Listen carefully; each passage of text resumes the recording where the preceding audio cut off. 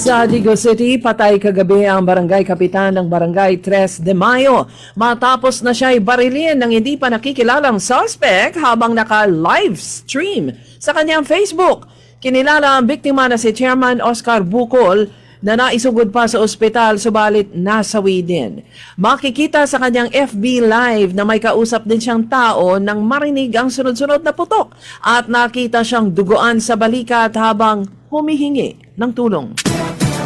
Sa Caraga Region, umabot sa 15,000 pamilya o 15,500 na katao ang apektado ng nagdaang Tropical Depression Verbena sa riyon.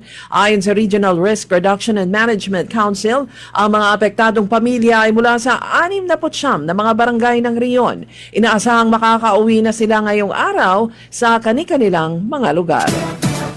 Sa Dapitan City, sinuspende kahapon ng Philippine Coast Guard ang biyahe ng lahat ng uri ng sasakyang pandagat mula sa lungsod patungong Visayas dahil sa bagyong si Verbena. Nasa lalawigan ng Negros at Cebu ang bagyo kahapon kaya't malalaki ang alon sa dagat at malakas ang ihip ng hangin.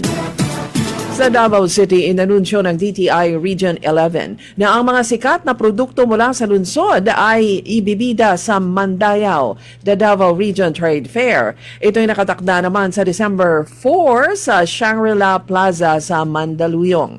Ayon kay DTI 11 Regional Director Romeo Castañaga, ito'y suportado naman ng Tatak Pinoy Program at ng Coconut Farmers and Industry Development Plan. Sa Zamboanga City, huli dahil sa kasong estafa ang isang babaeng taga Central Luzon na nagtatago sa lungsod. Ang suspect ay isang 45 anyos na negosyante na merong warrant of arrest. Sinabi ng tagapagsalita ng PNP sa lungsod na ito ay isang wanted at patunay ito na kahit saan ang isang wanted ay matutukoy pa rin ng batas.